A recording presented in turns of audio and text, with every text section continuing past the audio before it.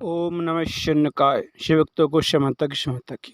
धर्मराज से सावित्री ने पूछा, वो आदिशक्ति भगवती कौन है और कहाँ पर विराजमान रहती हैं? उनका गुणगान आप कीजिए, उनकी महिमा का बखान कीजिए, मैं आपसे सुनना चाहती हूँ। तब धर्मराज ने कहा, हे सावित्री, तुम भगवती का गुणगान सुनना चाहती हो? भगवती भुवनेश्वरी का गुणगान करने वाले और सुनने वाले मनुष्यों की और भगवती की कथा में के विषय में पूछने वाले मनुष्यों की, इन सभी के कुलों का उद्धार हो जाता है।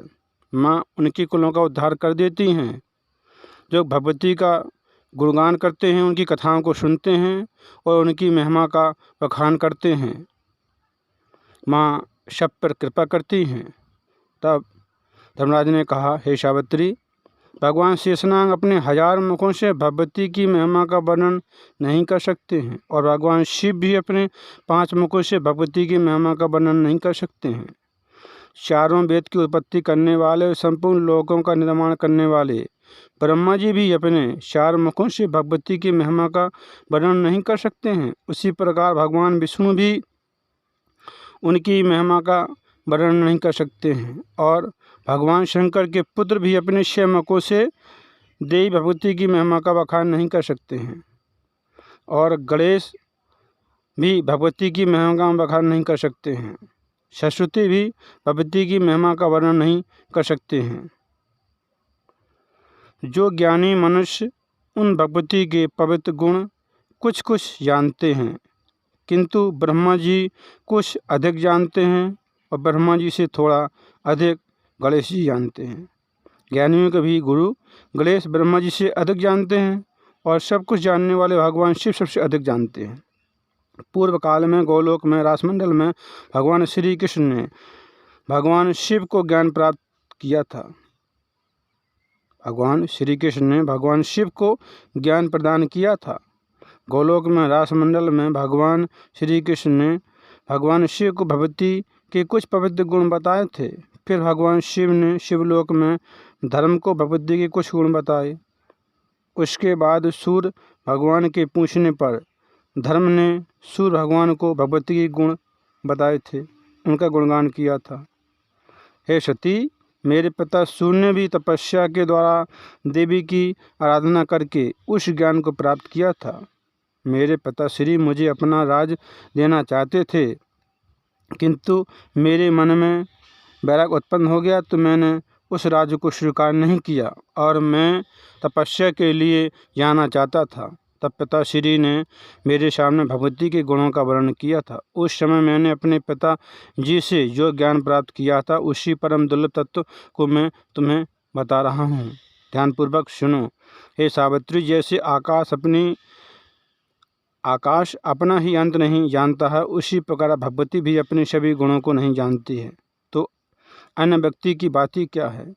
सबके भगवान, सभी कारणों के भी कारण, सर्वेश्वर, निराकार, सर्वाधार परमात्मा ही मूल प्रकृति के रूप में अभिव्यक्त हो जाते हैं। सभी प्रकृत पदार्थ भगवती पराशक्ति से उत्पन्न हैं। स्वयं परम पुरुष काल निरंजन ही प्रकृति हैं। परम पुरुष और मूल प्रकृति दोनों परस्पर एक ही हैं। जैसे अग्नि से उसकी शक्ति, वे ही सचलन सूपनी शक्ति महामाया हैं। वे ही निराकार होते हुए भी भक्तों पर कृपा करने के लिए रूप धारण करते हैं। भगवती के रूप का ही भक्तजन ध्यान करते हैं। भगवती की रचना करने वाले ब्रह्मा भगवती भुवनेश्वरी की कृपा से सृष्टि का निर्माण करते हैं और कर्म के अनुसार सभी मनुष्यों के कर्मों का फल देते हैं। भगवती की कृपा से सभी मनुष्यों की रक्षा भगवान विष्णु सदा रक्षा करते हैं और जगदम्बा की कृपा से काल अग्नि के समान भगवान शिव संपूर्ण जगत का श्रृंगार करते हैं। हे सावित्री, भगवती की कृपा से तीव्र चलने वाली प्रमुख पवन देव हवा प्रभात करते हैं और भगवती की कृपा से सूर्य निरंतर तपते रहते हैं। भगवती की कृपा से, भगवती की आज्ञा से इंद्र वर्षा करते रहते हैं।